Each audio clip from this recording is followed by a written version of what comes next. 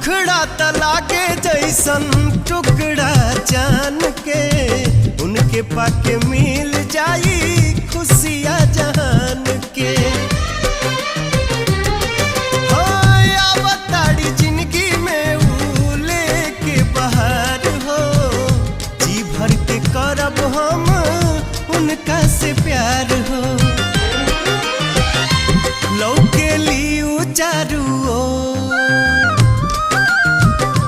देख के नाचे मनवा मोर।